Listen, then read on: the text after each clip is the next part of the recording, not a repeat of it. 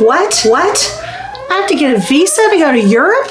Is that true? You've probably heard this on the news, and it's true, sort of. What is true is that you have to get pre-authorized. It's not actually a visa, but yes, if we want to go as US citizens to Europe, we have to get pre-authorized. So what is this new process? It's another acronym that we have to learn, and I'm going to have to look down because I don't have it memorized.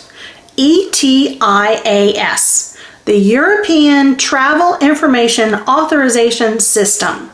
It's going to keep a record of who enters and leaves the Schengen Zone. And I probably did not pronounce that correctly, but it's basically those European Union countries. So yes, US citizens are going to have to do this. The 30 countries in the European Union, along with a few micro countries, and I will have somewhere over here so that you can see which countries we're talking about. They are requiring this, and they're doing this because they want to keep track of who's coming into their countries. What do you need to do?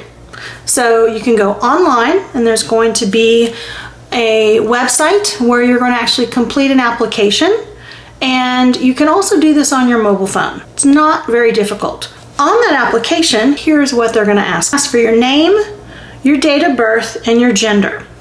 They're also going to want your passport number, your country of origin, the issue date, and when it expires, your occupation or your job. And they're going to want to know what is the first European Union country that you're going to be visiting. They will also ask about any criminal history, drug use, and if you've been into areas that have conflict. So once we put that information into an application, you're going to know pretty much instantly if you've been authorized. They're going to take that information. They have lots of different databases, Interpol, all those things you hear about in the movies. They're going to go through all of that and make sure you're not on any watch lists or on there for any kind of criminal activity.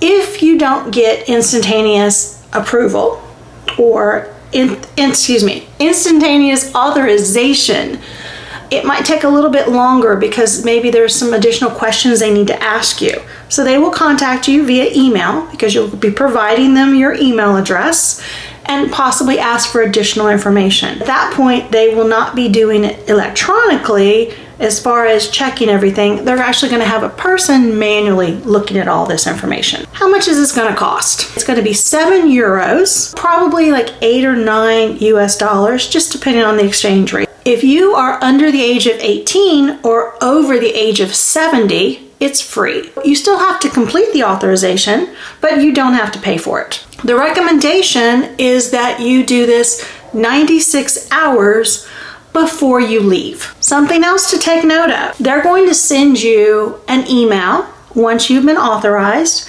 Now, the good thing is you don't have to print that. Border Patrol has the ultimate authority. So even though you've been authorized, if for some reason they are not feeling like they should let you in, they can override it. Another key point is that once you get this authorization, it's good for 3 years. So you're not going to have to do it again until it expires. It's attached to your current passport. So if your passport expires in less than 3 years, you're going to have to renew it. I'm going to put a link to the website in the description below so that you can go look for more information. Now, this is going to affect whether you go there by sea, by air, or over land. One of the things that I thought was interesting was Ireland is not requiring this. You don't have to have this pre-authorization if you're just going to go to Ireland. But if you are going to other countries besides Ireland, and it's one of these that then you will need to go ahead and get this authorization. This is another step that we have to do before we go to Europe. So we already know we have to check our passport. We have to make sure it's not expired. We also have to make sure that it doesn't expire in the next 6 months because a lot of countries don't like that. So you'll check that. And this is one more step to add to it. We have to make sure we have the authorization to go. So I hope this was informative.